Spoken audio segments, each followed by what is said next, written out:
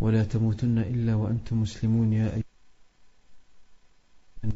شريك له من يهد إن الحمد لله نحمده ونستعينه ونستغفره ونعوذ بالله من شرور أنفسنا ومن سيئات أعمالنا من يهده الله فلا مضل له ومن يضلل فلا هادي له وأشهد أن لا إله إلا الله وحده لا شريك له وأشهد أن محمدا عبده ورسوله يا أيها الذين آمنوا اتقوا الله حق تقاته ولا تموتن إلا وأنتم مسلمون يا أيها الناس اتقوا ربكم الذي خلقكم من نفس واحدة وخلق منها زوجها وبث منهما رجالا كثيرا ونساء واتقوا الله الذي تساءلون به والأرحام إن الله كان عليكم رقيبا يا أيها الذين آمنوا اتقوا الله وقولوا قولا سديدا يصلح لكم أعمالكم ويغفر لكم ذنوبكم ومن يطع الله ورسوله فقد فاز فوزا عظيما أما بعد فإن أصدق الحديث كتاب الله عز وجل وخير الهدي هدي محمد صلى الله عليه وآله وسلم وشر الأمور محدثاتها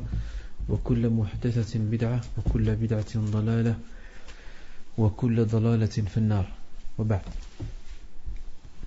Mes honorables frères et sœurs, assalamu alaikum wa rahmatullahi wa barakatuh. Pour commencer, je vous transmets ce message au nom des frères responsables de l'association donc le Jardin des Jeunes, Rawdatul Shabab, pour ce retard.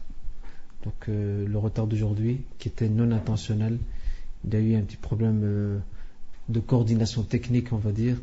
C'est pour cette raison que nous sommes arrivés donc en retard. Mais Inch'Allah, les frères s'engagent, ils sont devant moi d'ailleurs, ils s'engagent à ce que la prochaine fois qu'il y ait ponctualité et présence, Inch'Allah, donc à l'avance ici pour commencer le cours de façon donc agréable, dans les bonnes augures, comme on dit. Nous avions lors de notre dernier cours, donc avant l'été, nous avons parlé de la bataille de Badr.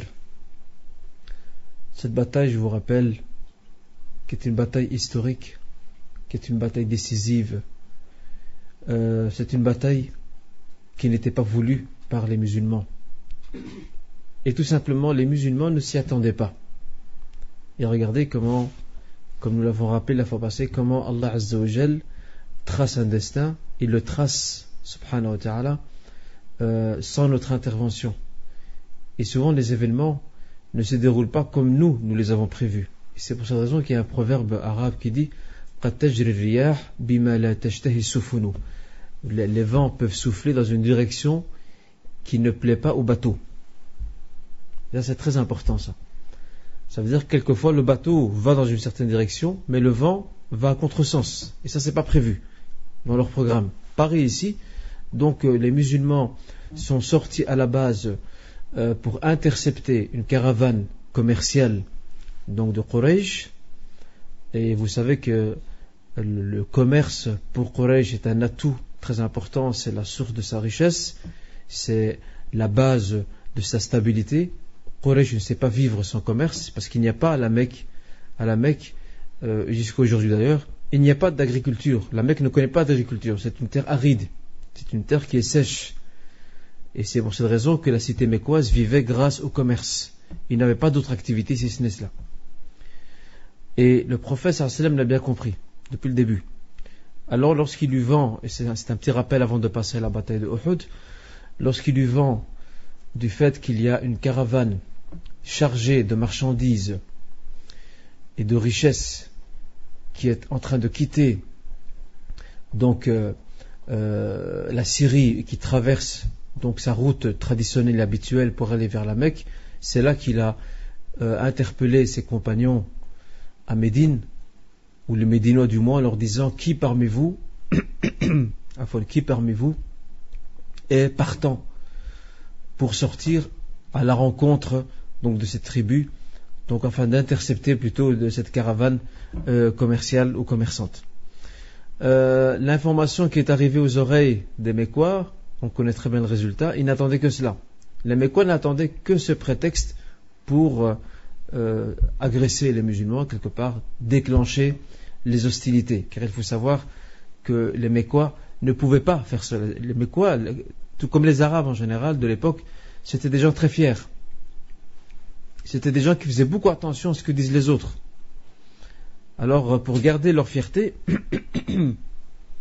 et pour que les musulmans ne passent pas pour des victimes, eh bien, ils ont évité toute agression, mais lorsque la caravane était sur le chemin, et elle était dirigée par Abu Sufyan, et qu'elle a failli être interceptée par les musulmans, c'est là qu'ils ont trouvé le prétexte en disant, voilà les musulmans qui agressent notre caravane, et ils ont décidé de monter une armée pour aller à la rencontre donc, des musulmans, ou plutôt pour aller affronter les musulmans. Qui se rappelle du nombre de soldats que composait cette armée mécoise montée par les chefs de Qurayshites? Qui se rappelle?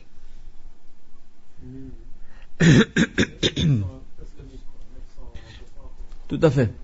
Il y avait pratiquement 1000 soldats, plus ou moins. On va arrondir, on va dire 1000 soldats. Et les musulmans étaient combien? 319. C'est ça. 319 et 1000, regardez l'écart. Donc l'armée mécoise est 3 fois plus grande que l'armée médinoise, musulmane. Secondo, l'armée polythéiste est beaucoup mieux armée. Et là, sa tête, certains chefs. Donc là, sa tête, certains chefs, certains guerriers, on va dire, alors que les musulmans n'ont pas vraiment d'expérience de guerre. Les musulmans sont sortis d'une situation de persécution, les voilà confrontés à une guerre à laquelle ils ne s'attendaient pas. Donc, le rapport de force entre les musulmans et les Mécois n'était pas le même. Et on connaît le résultat donc définitif. Je renvoie bien entendu à vos notes. Nous connaissons le résultat définitif où Allah Azza wa Jal a appuyé donc les musulmans, non seulement en leur accordant sa bienveillance, mais aussi en les assistant par une armée d'anges. C'est pour cette raison qu'on a vu la fois passée que, à titre d'exemple, l'oncle du prophète sallallahu alayhi wa sallam, Al-Abbas, qui a été ramené prisonnier auprès du prophète sallallahu alayhi wa sallam. Et le compagnon qui l'a ramené dit, voilà, je t'ai ramené un prisonnier. Et l'Abbas a dit, c'est pas toi qui m'as ramené, c'est un autre qui était très beau, qui avait une belle apparence. Et le prophète, bien sûr, a souri, il a compris que c'était un ange. C'était un ange qui avait capturé sous la forme humaine, qui avait capturé donc Al-Abbas et qui l'avait ramené. Il l'a mis entre les mains de ce compagnon qui l'a conduit directement donc vers le prophète Muhammad sallallahu alayhi wa sallam. Aujourd'hui, Inch'Allah, dans le temps que nous avons, nous allons parler d'un autre événement. Après la défaite cuisante des Mécois, des Quraysh, la plaine de Badr regorgeait de cadavres qui gisaient donc sur le terrain, et c'est là que le prophète sallallahu alayhi wa sallam s'est rendu sur les lieux mêmes. C'est ce qu'on appelle donc cet endroit, on l'appelle Qalib Badr. Qalib Badr, c'est l'endroit où il y avait pas mal de puits. Il y avait pas mal de puits, et le prophète sallallahu alayhi wa sallam a ordonné de jeter tous les cadavres donc des mouchriquines, et avant ça il les a appelés en leur disant, avez-vous trouvé ce que vous prétendez recevoir en retour? Autrement dit, avez-vous trouvé votre victoire? Et alors les compagnons étaient étonnés, entre autres Omar, en disant, mais tu parles à des morts. Et c'est là que le prophète sallallahu alayhi wa sallam dit, ils entendent plus que vous. En fait, Allah Azza wa Jalla leur a permis à ce moment-là d'entendre ce que le prophète leur dit. Donc, quelque part, comme disait Qatada, qui est un tabiri, qui rapporte cela certainement de certains compagnons, même si l'isnad n'est pas muttasil continu, mais en tout cas, il le rapporte certainement de contemporains de cet événement-là, et c'est important pour nous sur un plan historique. Autrement dit, ce propos prophétique avait pour but de générer l'amertume et le regret chez ces gens qui sont tombés. Ils sont tombés pour rien en fait. Ils sont morts, mais pas pour une bonne cause. Ils sont morts pour le polythéisme, pour l'injustice, etc.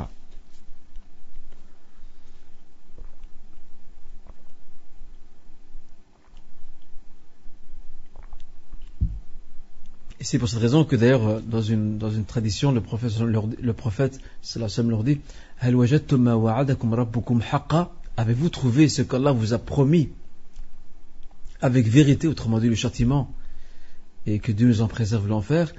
Et bien sûr les compagnons, comme je disais, étaient surpris de ce propos tenu par le prophète sallallahu alayhi wa sallam à des morts, et on sait très bien qu'Allah Azza wa Jalla est tout à fait capable de transmettre le message donc à ces morts afin qu'ils puissent entendre, et que cela soit un supplice supplémentaire, donc un châtiment supplémentaire qui est celui du regret, de l'amertume.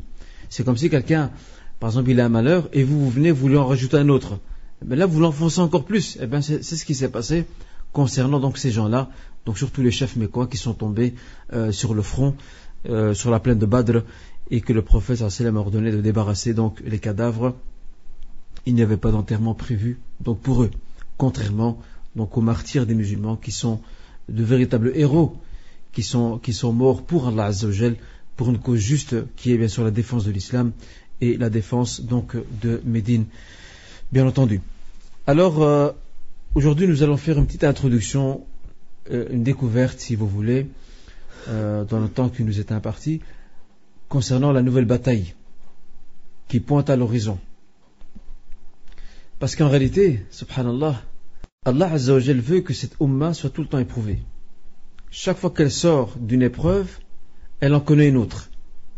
Ça c'est voulu par Allah Azza wa Jal. Et là c'est ce qu'on appelle, c'est une loi divine, sunna kawniyya, sunna ilahiyya, c'est une loi divine qui veut que la Ummah soit éprouvée afin que ses rangs soient triés, soient purifiés. Pour qu'apparaissent au grand jour ceux qui sont, alhamdoulilah, qui restent fermes sur leur foi, et ceux qui ne le sont pas. C'est un peu ça. Et en même temps, les épreuves représentent une éducation pour l'individu, mais aussi pour la communauté. Il ne faut pas toujours percevoir l'épreuve comme étant un malheur et puis c'est terminé. L'épreuve est aussi, par-dessus tout, est une éducation pour le croyant, afin qu'il grandisse, afin qu'il apprenne à mûrir, afin qu'il puisse prendre ses précautions dans l'avenir, et bien sûr, sans parler de la récompense qu'Allah Azza wa Jal réserve aux gens passants et persévérants face à la difficulté de l'épreuve ou des épreuves. Donc notre Ummah sortira de la bataille de Badr pour en redécouvrir une autre. Ils ont à peine déposé les armes, ils ont à peine soufflé, que voilà les Mécois qui se repréparent à nouveau pour une nouvelle bataille, et c'est celle de Uhud, qui s'est passée plus ou moins 1 an plus tard, c'est-à-dire la 3e année donc de l'Hégire.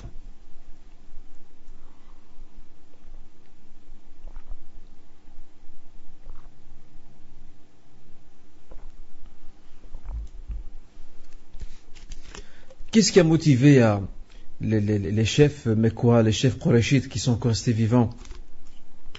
Qu'est-ce qui les a motivés à reprendre leur revanche? Eh bien, tout simplement, cette bataille qu'ils préparent, la bataille de Uhud, est pour eux l'occasion de se venger de cette défaite humiliante et cuisante qu'ils ont subie de la part des musulmans. Aussi, ils veulent redorer leur blason, donc rehausser leur prestige parmi donc les Arabes qui observent de près l'évolution des événements, parce qu'il faut savoir que les tribus arabes suivent de près ce qui se passe. Et les tribus arabes étaient au courant que les musulmans ont battu les Mécois, les polythéistes. Alors ils veulent reprendre leur vengeance et leur revanche afin qu'ils se fassent respecter une fois de plus par tous les Arabes de la péninsule. Ok?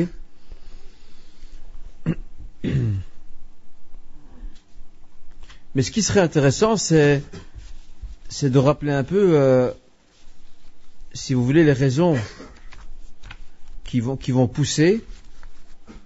Il y a d'autres raisons qui vont pousser donc les Mécois à s'organiser pour affronter les musulmans.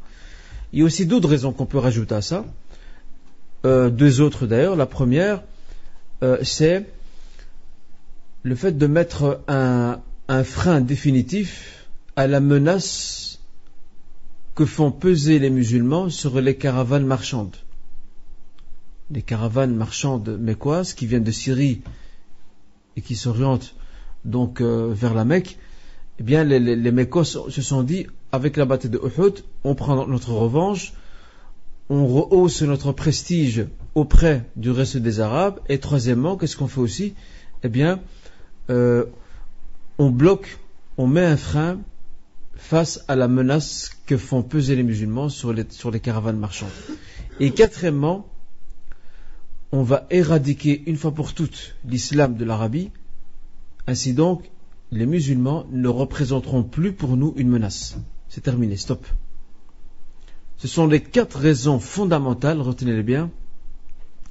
Ce sont les 4 raisons fondamentales qui ont motivé les Mecquois, les Qurayshites, malgré la défaite humiliante qu'ils ont subie, à se réarmer, se réorganiser pour partir affronter de nouveau les musulmans et à déclencher de nouveau une nouvelle bataille. Je rappelle, cela s'est produit la 3e année donc de l'Hégire, durant le mois de Shawwal, et certains historiens parlent de la moitié de Shawwal, et c'était un samedi.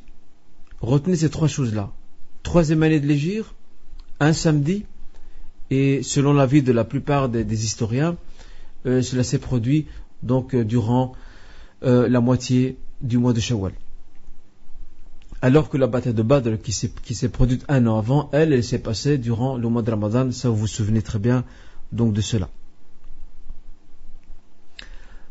Avant de passer à certains détails liés aux préparatifs donc de la bataille de Uhud, il faut rappeler qu'il y a 2 événements qui vont se produire à Médine suite à l'issue définitive de la bataille de Badr. Et ça, c'est important sur un plan historique, c'est important de retenir ça. Comme vous savez, Médine, à l'époque, avant la bataille de Badr, elle est composée des musulmans, qui sont majoritaires, elle est composée d'une communauté juive, qui était là depuis longtemps, et il y a aussi quelques polythéistes qui sont restés polythéistes, bien qu'ils vont se convertir plus tard, et également s'ajoute à cela un autre groupe qui est entre les deux et qui va se faire connaître par après comme étant le groupe des hypocrites. Mais à l'époque, on ne les appelait pas les hypocrites. À l'époque, c'était encore des polythéistes. Ils étaient encore mouchriquins, les polythéistes. Mais ces gens-là étaient dangereux. Pourquoi ? Parce qu'ils refusaient d'adhérer à l'islam par orgueil, par fierté, et ils observaient de près l'évolution des événements et voir un peu ce qui va se passer dans le futur pour choisir son camp. Et lorsque l'issue a été favorable, ou plutôt a été en faveur des musulmans, l'issue définitive et décisive de la bataille de Badr a été en faveur des musulmans, c'est là que ces gens-là, ce groupe-là, dirigé et présidé par Abdullah ibn Ubay ibn Saloul, ce groupe décide de se convertir à l'islam, mais uniquement d'apparence. Pas du fond de leur cœur. Uniquement d'apparence. Je rappelle le nom de ce chef, Abdullah ibn Ubay ibn Saloul.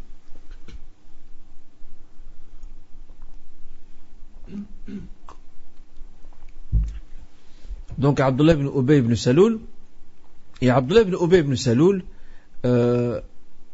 je le rappelle une fois de plus pour ceux et celles qui ont peut-être oublié, Abdullah ibn Ubay ibn Saloul était un notable donc médinois avant l'arrivée de l'islam à Médine, et il briguait le poste de roi, ou plutôt il briguait la royauté, donc il cherchait vraiment à devenir roi au sein de Médine, et il avait toutes les chances de devenir roi.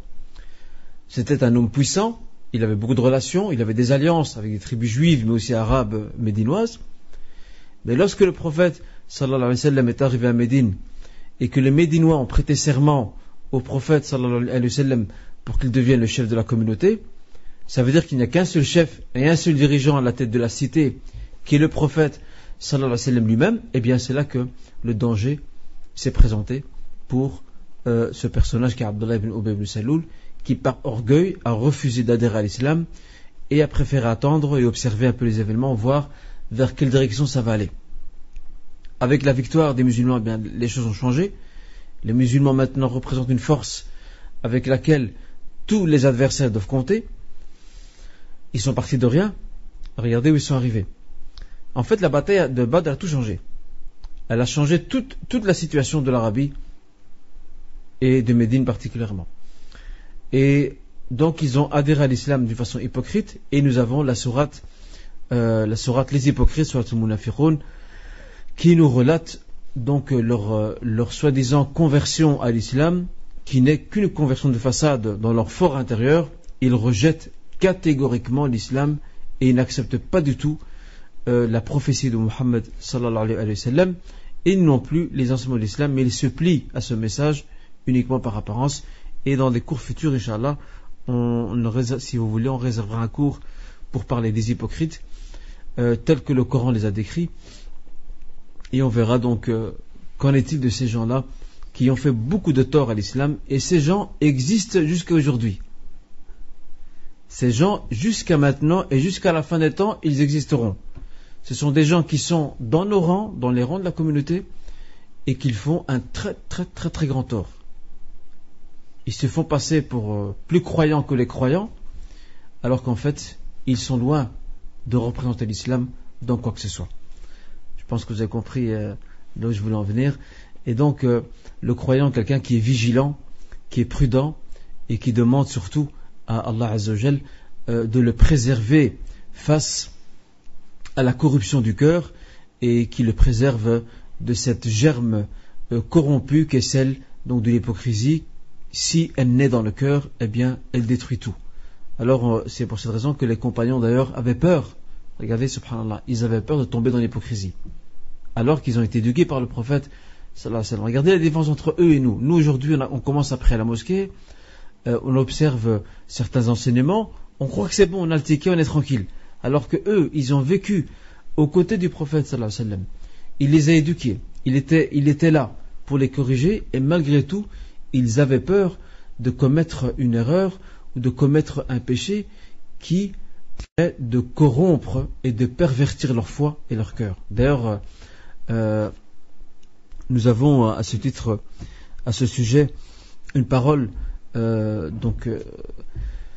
compagnons Anas ibn Malik qui disait que certaines actions nous les percevions à l'époque du prophète sallallahu alayhi wa sallam comme étant de très graves péchés qui conduisent son auteur vers la perdition, alors que vous aujourd'hui, donc il parle après la mort du prophète, vous aujourd'hui, vous les considérez comme étant des choses banales. Ces péchés apparaissent à vos yeux, dit-il, aussi fins donc qu'un cheveu. Eh bien, ces péchés-là que vous banalisez, à notre époque à nous les considérions comme des choses très très graves. Regardez, ça c'est du fiqh. Ça c'est le fiqh. Ça c'est la connaissance aiguë de la foi. C'est-à-dire qu'ils savent ce qui est dangereux et ils font tout pour s'en prémunir. Alors que dire de nous aujourd'hui qui pensons que tout est garanti parce qu'on s'appelle Mohammed, Abdullah, Mukhtar, Fatima, Zohra, Aïcha, ça y est, c'est bon. On aura Inch'Allah le ticket du paradis, on est des bons petits musulmans. On aura le ticket du paradis, 3e étage, chambre numéro 14. C'est bon, t'as pas se casser la tête. Eh bien, c'est pas comme ça que ça marche. Ta foi n'est pas une garantie à 100%. Tu sais pas ce qu'il y a demain. Et tu ne sais pas comment tu vas terminer tes jours. Alors c'est pour ça que le croyant est invité à beaucoup d'humilité et de simplicité et de s'en remettre pleinement à Allah Azza wa Jal et surtout de répéter constamment cette invocation que faisait le prophète Mohammed et que disait plutôt le prophète sallallahu alayhi wa sallam. Il disait constamment dans ses invocations: Allahumma muqallib al-qulub thabbit qalbi ala dinik. Allahumma muqallib al-qulub, ô toi qui retournes les cœurs, maintiens et raffermis mon cœur sur ta religion. Et dans une autre narration, Allahumma musarrif al-qulub sarrif qulubana ala ta'atik, ô toi qui oriente et tourne les cœurs, oriente nos cœurs vers ton obéissance. Donc rien n'est garanti. Alors ces gens-là, ces compagnons-là avaient peur justement de toutes ces caractéristiques ou de ces actions qui sont propres aux hypocrites. Ils avaient peur, ces compagnons avaient peur de tomber dans celles-ci, dans ces actions, et de devenir ainsi donc des hypocrites eux aussi.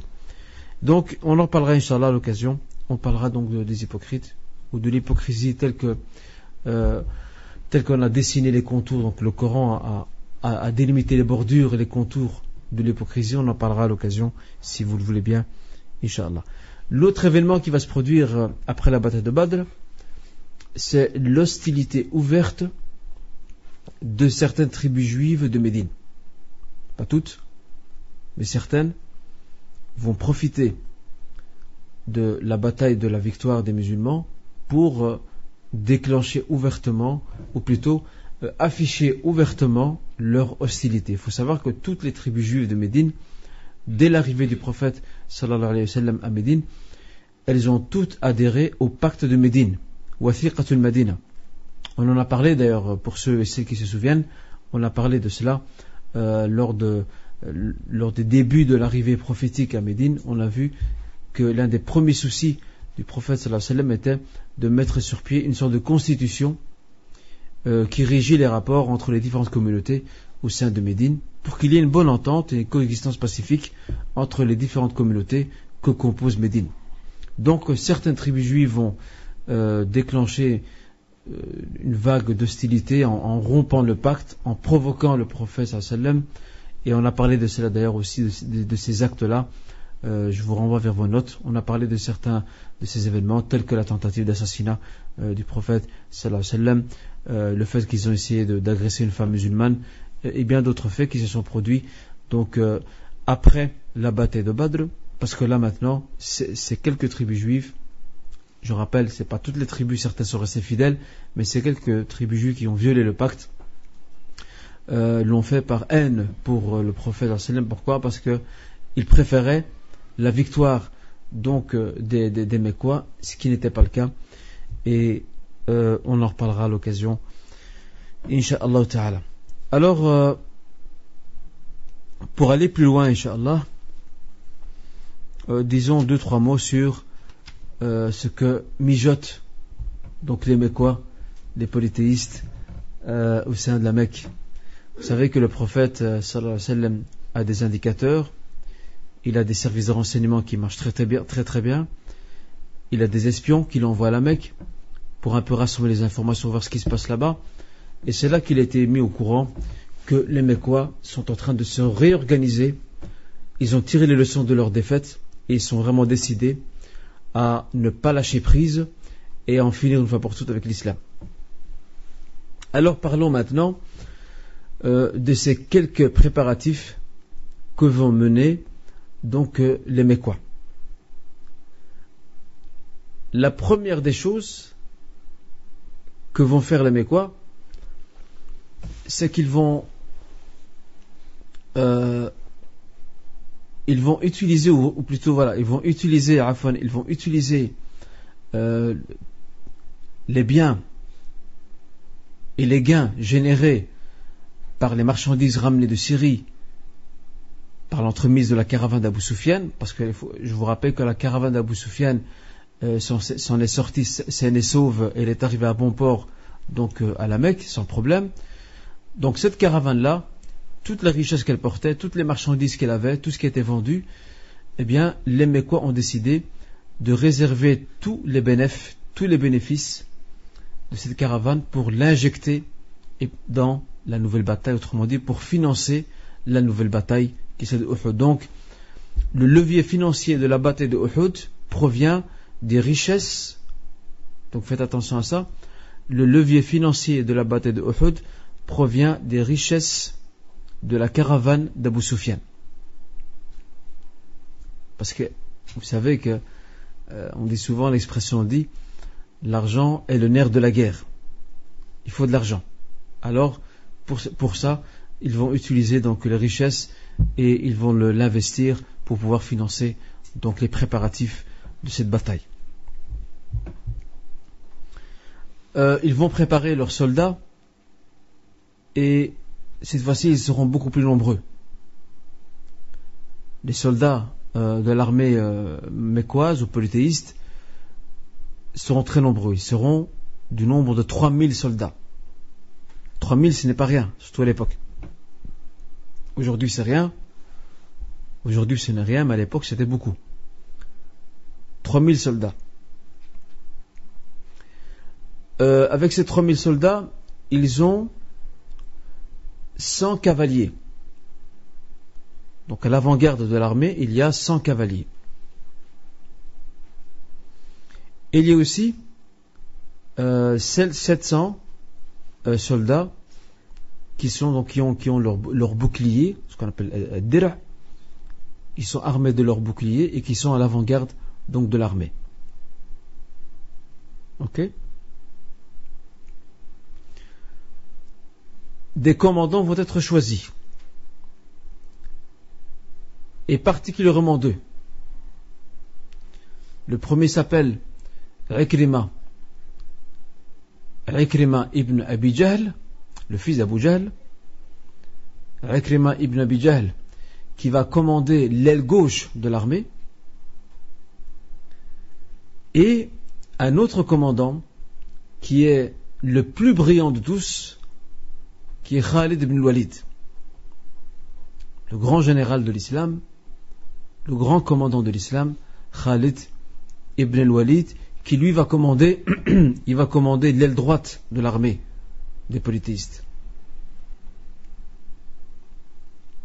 Donc je rappelle, Ikrima ibn Abi Jahl est à la tête de l'aile gauche de l'armée, et nous avons Khalid ibn Walid qui lui dirige l'aile droite de l'armée polythéiste. Et là, regardez ce qui se passe ici. Les Mécois n'ont pas choisi n'importe qui. Maintenant, non seulement ils sont nombreux, 3000 soldats ce n'est pas rien, 100 cavaliers ce n'est pas rien, 700 soldats armés de boucliers ce n'est pas rien, mais en plus de cela, et c'est là la subtilité de la stratégie, en plus de cela, ils ont choisi deux des plus brillants généraux et commandants qu'ils avaient à la Mecque. Parce que là, ils sont décidés d'aller jusqu'au bout. Ils ont mis tout dans la balance.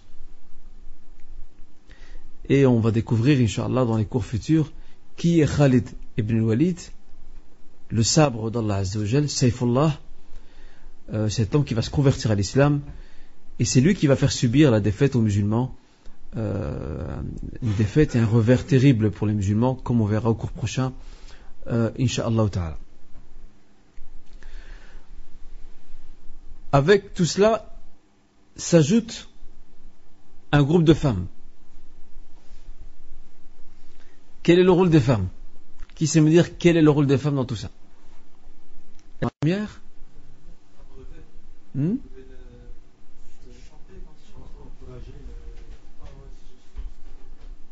qui a dit encourager? Tout à fait. Chanter, danser, certes. Les Arabes aiment bien ça. Jusqu'à aujourd'hui d'ailleurs. Mais aussi, également, encourager les soldats. Les encourager, les motiver, et aussi dissuader. Ils ont tout prévu, dissuader ceux qui ont peur d'aller au front, de les pousser à aller de l'avant. Allez, va te battre. Donc quelque part, elles sont là pour assister sur le plan moral, donc l'armée polythéiste. Vous voyez ici, la stratégie elle a changé. Elle est beaucoup plus subtile. Ils sont beaucoup plus organisés qu'avant, parce qu'ils ont tiré des leçons de la bataille précédente, qui est Badr, et de la défaite sévère qu'ils ont eue. Maintenant, ils ont décidé de jeter dans la bataille tout leur poids, et c'est ce qu'ils vont essayer de faire. Au début, ce sera le fiasco le plus total, mais malheureusement, comme on le verra au cours prochain, il y a un groupe d'archers. Les archers sont ceux qui tirent à l'arc. Un groupe d'archers musulmans qui ne vont pas obéir au prophète, qui vont désobéir à l'ordre prophétique, et qui seront la cause du revers al-Naqsa, du revers que vont subir les musulmans lors de cette bataille. Et ce revers, ils vont subir par l'entremise de ce général qui est Khalid ibn Walid, qui va voir la brèche, et c'est par là qu'il va entrer. Donc il va venir par derrière les musulmans. Et ça on verra Inch'Allah au cours prochain, donc si tout va bien. Vous avez maintenant donc un aperçu des préparatifs donc de l'armée polythéiste. Maintenant passons de l'autre côté. Voyons un peu les préparatifs chez les musulmans. Qu'est-ce qui se passe là-bas?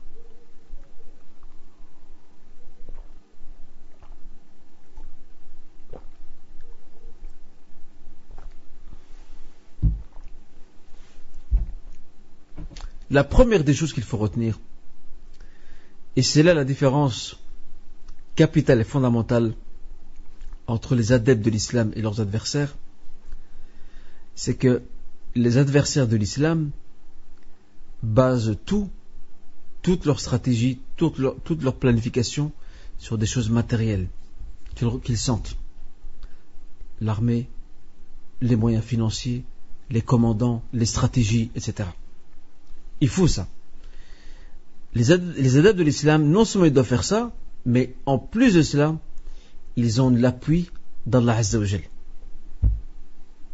Allah subhanahu wa ta'ala, s'ils sont sincères, s'ils sont craintifs, il les inspire et les aide. Et ça, c'est fondamental dans le rapport de force. Et vous allez comprendre pourquoi je dis ça. Le prophète a vu en rêve ce qui va se passer durant Uhud. Sallallahu alayhi wa sallam. Mais il a fait un rêve impressionnant. Et c'est rapporté par le Bukhari d'ailleurs. Il a vu dans son rêve, il a raconté, et ce hadith rapporté par Abu Moussa al-Ash'ari, et je vous le rappelle, c'est dans Sahih al-Bukhari, et aussi chez l'imam Ahmed, dans son Musnad.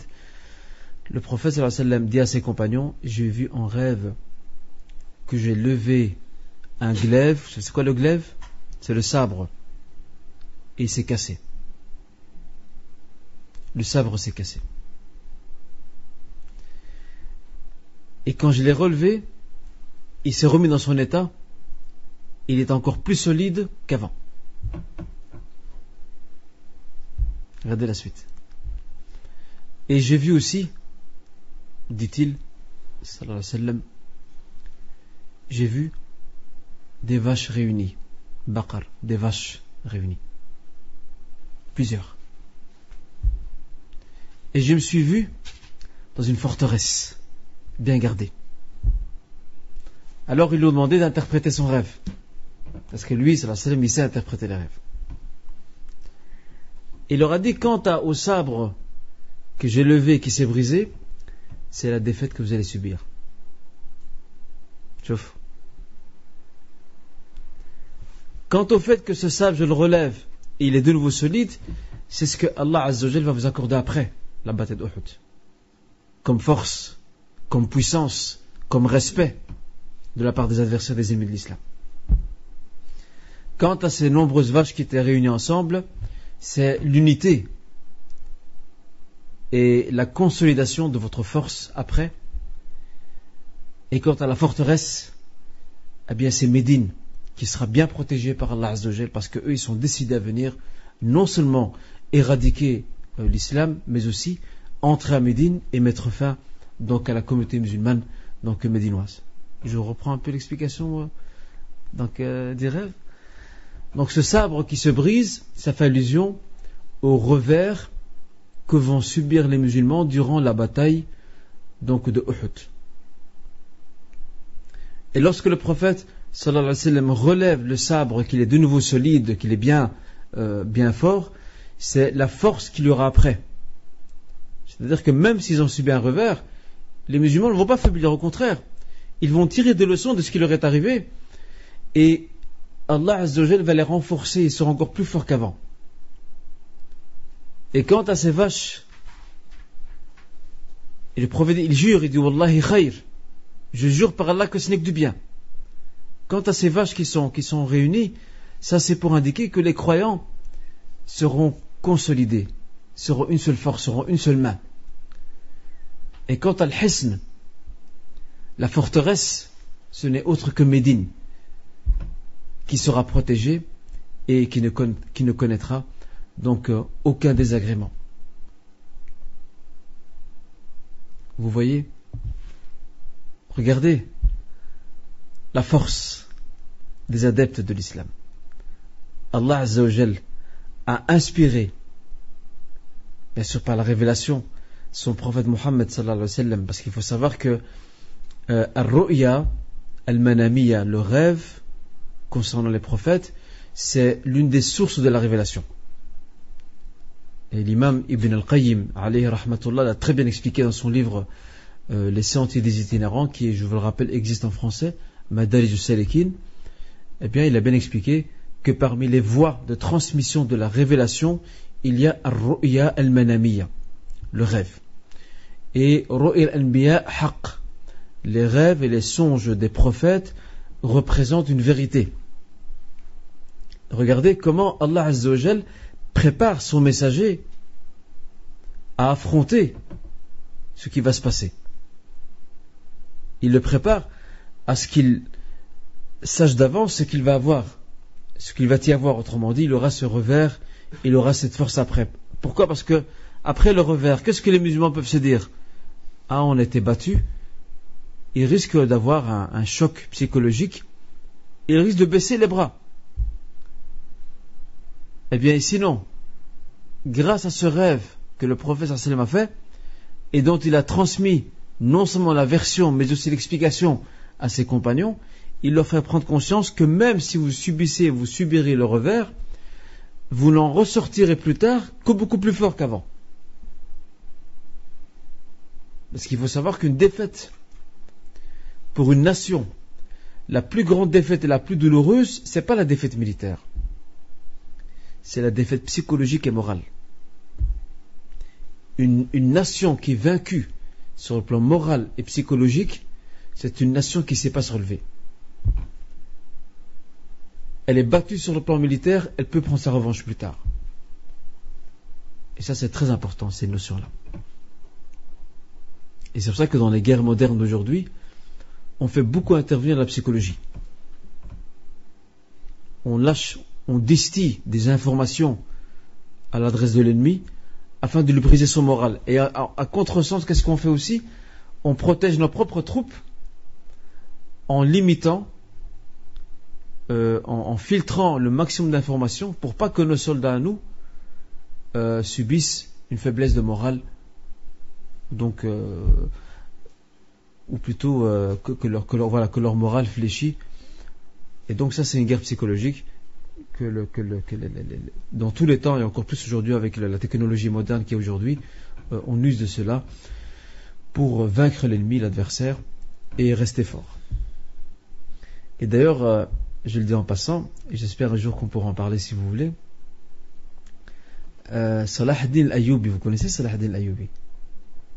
Tu connais Salah ad-Din al-Ayyubi?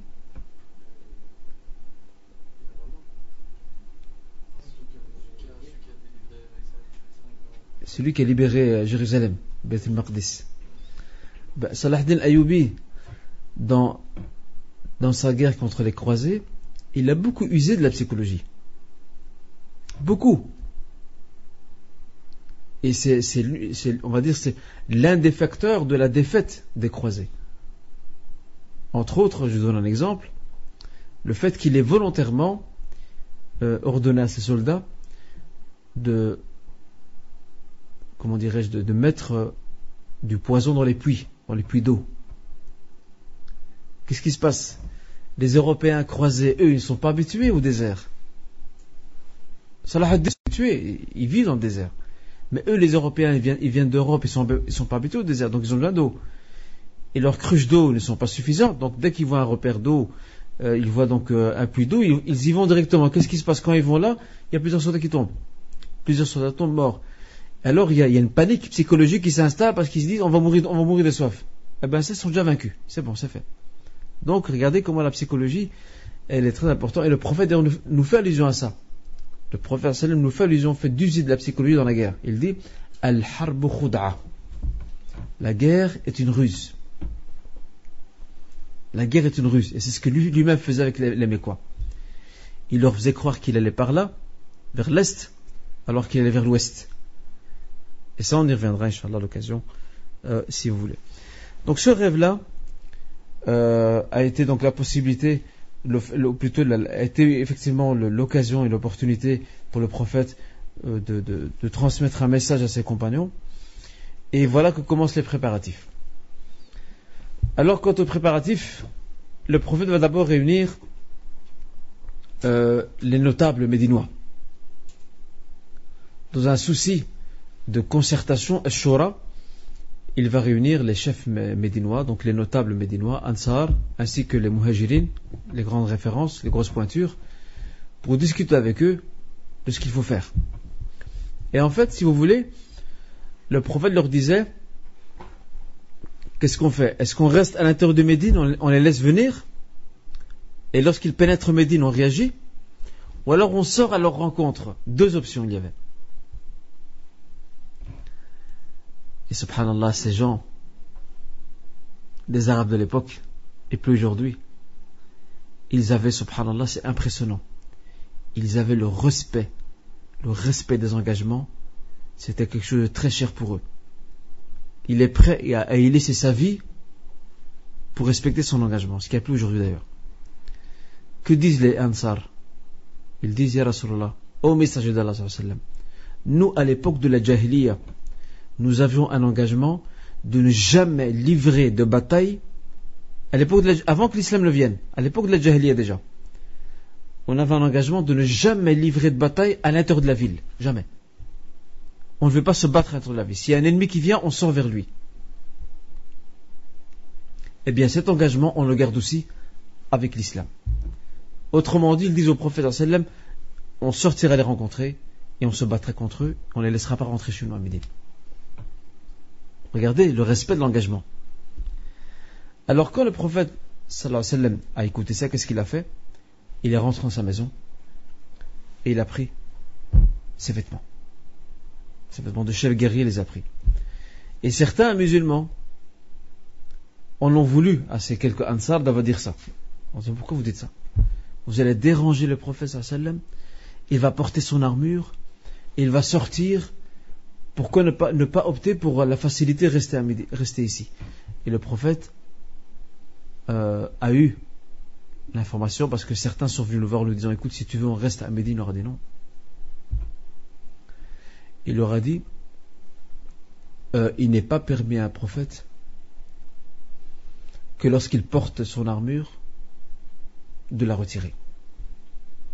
Sauf, regardez par quel exemple, le qudwa, regardez l'exemple que le prophète sallallahu alayhi wa sallam donne à ses compagnons. C'est quoi l'exemple? C'est l'exemple d'une personnalité forte, pas quelqu'un qui vacille, qui est indécis. Le prophète est bien décidé. Vous avez décidé ça, on s'est concerté, vous avez décidé ça, et ben ce sera ça, ce sera pas autre chose. Nous, on n'a pas ça aujourd'hui. Ou alors on a le tarannam de certains, le ghnan, comme disent les Tangérois, la tête dure mais dans le vide, mais dans des moments importants, des décisions importantes, là ils n'ont pas la tête dure, là ils sont perdus. Mais pour des bêtises et des idioties, là ils sont bien décidés. Eh bien regardez ici, c'est un grand enseignement pour nous, chers frères, chères sœurs, quand tu prends une décision, après concertation, après t'être avisé auprès de personnes que tu juges, donc juge dans son jugement, et raisonnable et sensé dans son appréciation, eh bien après cela, quand tu prends ta décision, tu dis Bismillah et tu y vas. Et ça c'est une facette de la personnalité du prophète sallallahu alayhi wa sallam. Le prophète sallallahu alayhi wa sallam était quelqu'un de doux. Il était clément. Il était indulgent. Il était pardonneur. Mais il était ferme. Il était ferme, implacable, intransigeant quand il le fallait. Mais pareil ici. Il leur dit non, pas question. Je l'ai porté, je ne fais pas marche arrière. Et ça c'est important ça. Et regardez l'engagement des Médinois. Ils ont un engagement passé qu'ils avaient pris tout le temps entre eux, en tant que Médinois, de ne jamais affronter l'ennemi à l'intérieur de la ville. Eh bien, avec l'islam, ils observent la même chose. Et ça, subhanallah, c'était une chose que les Arabes avaient à l'époque, qui était une de leurs grandes qualités, c'est que lorsqu'ils prennent un pacte, un engagement, ils ne le trahissent jamais. Jamais ils ne le trahissent. Aujourd'hui, malheureusement, lorsqu'on vient voir de près, c'est grave. Lorsqu'on vient voir de près, c'est tout le contraire. Le commerçant, il ment. L'ouvrier ment. Le père ment à ses enfants. Les enfants mentent à leurs parents. Et même entre frères ou entre sœurs, c'est pas plus beau. Pourquoi maintenant on dit les rendez-vous arabes, on ne dit pas les rendez-vous islamiques? Les rendez-vous arabes, ça veut dire que le gars il viendra jamais à l'heure. Tu lui dis voilà, on se voit à 16h, pas de problème. Il vient à 17h30, 18h, à son aise. Et il fait pas ses excuses. C'est normal, c'est naturel. C'est toi qui n'es pas normal, c'est toi qui es trop sévère. C'est ça le drame qui est aujourd'hui.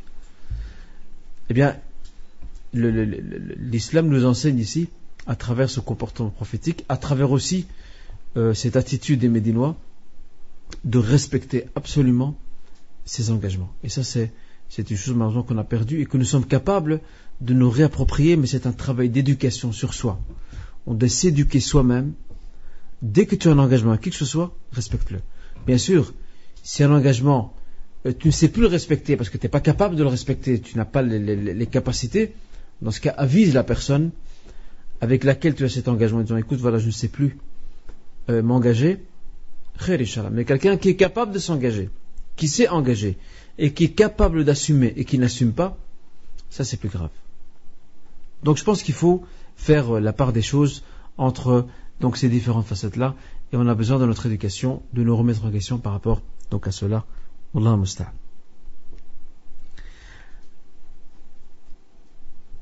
L'armée musulmane se met en place. Combien de soldats y a-t-il? Qui sait me dire? Il y a près de 1000 soldats. Il y a près de 1000 soldats. Et les hypocrites vont y participer. Les hypocrites vont y participer. Et j'apporte une précision par rapport aux Mécois qui vient de me venir à l'esprit maintenant. C'est que les Mécois ne sont pas partis tout seuls dans leurs 1000 soldats. Les ont rejoints les gens de la ville de la région de Tuhama, ainsi que la tribu de Kinana, qui sont des alliés, si vous voulez, des Mécois, et qui eux aussi veulent en découdre avec donc les musulmans. Ça c'est important, vous pouvez le rajouter dans vos notes. Lorsqu'on a parlé des 1000 soldats, il y a les Quraysh, mais il y a aussi les gens de Tuhama, de la région de Tuhama. Enfin, c'est une région qui jusqu'à aujourd'hui existe toujours et porte toujours le même nom en Arabie.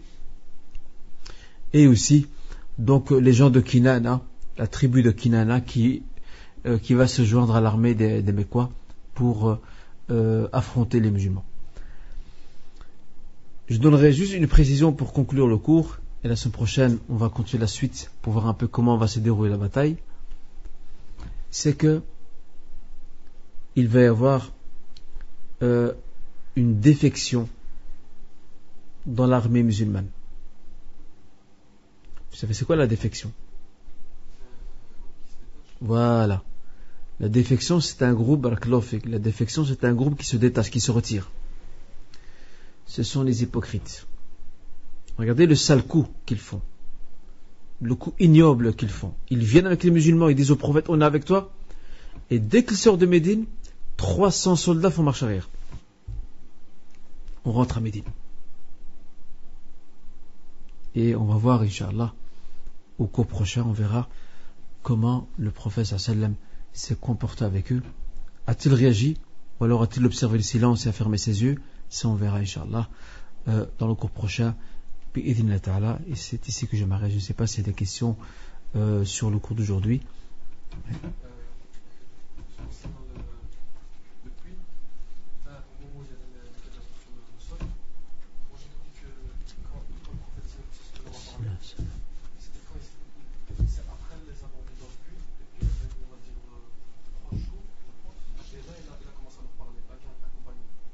Il est venu avec pas seulement avec plusieurs compagnons. Je n'ai pas maintenant de mémoire le détail. Est-ce que ça s'est passé au moment même? Ce qui est certain, c'est que le prophète a ordonné, et c'est dans Sahih al-Bukhari d'ailleurs, il a ordonné de traîner, et le terme utilisé, an tushab, c'est traîner, de traîner les corps et de les jeter dans les puits. Maintenant, est-ce que ça s'est passé au moment même ou bien 2 jours plus tard? Ça on peut vérifier ce détail, Inch'Allah, il n'y a pas de problème, Inch'Allah. Qui a une autre question par lui?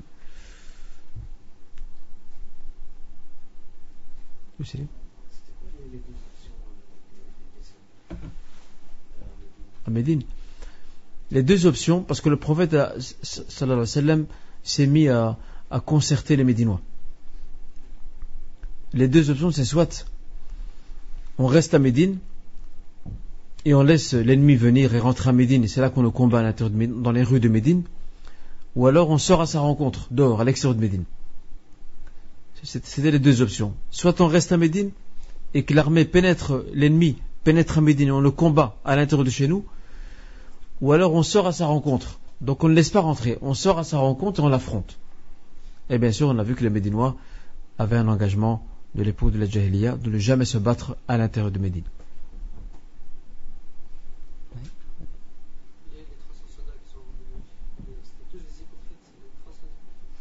les 300 soldats qui sont revenus, la plupart étaient hypocrites, et certains étaient malheureusement on va dire des gens faibles d'esprit qui se sont laissés influencer par les hypocrites et qui les ont suivis. Mais dans la grande majorité, c'est des hypocrites.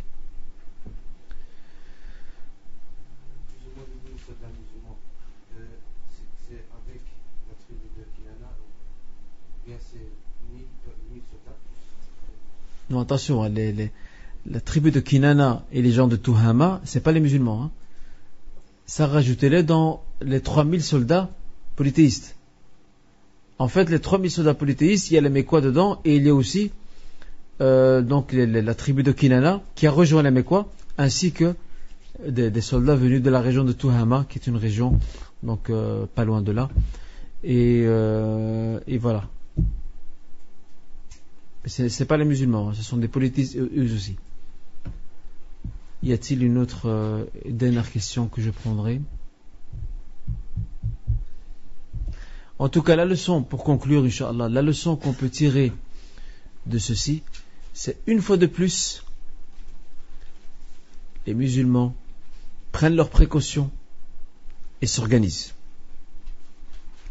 Le sens de l'organisation et la prévention, c'est très important ça. Et c'est ce que nous, aujourd'hui, on a perdu aujourd'hui, dans tout. On a perdu cela dans tout. Dans nos études, dans notre travail, dans notre vie familiale, on a perdu ça. Être quelqu'un d'organisé, d'ordonné, être préventif, sans être maniaque, bien sûr, parce qu'il y a des gens qui sont maniaques. Il ne faut pas être maniaque. Il faut un juste milieu. Il y a le destin aussi. Tu as beau préparer tout ce que tu veux, si Allah décide autre chose, ce sera autre chose. Mais n'empêche, tu dois te préparer, tu dois t'organiser, tu dois être préventif. On ne sait jamais ce qui peut arriver demain.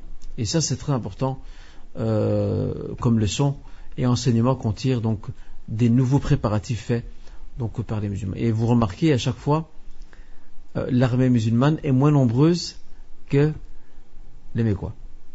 Parce que ce qui compte, c'est pas le nombre. Ce qui compte, c'est la qualité. C'est pas la quantité. C'est la qualité qui compte. Et c'est ça qui est un facteur déterminant donc dans la bataille.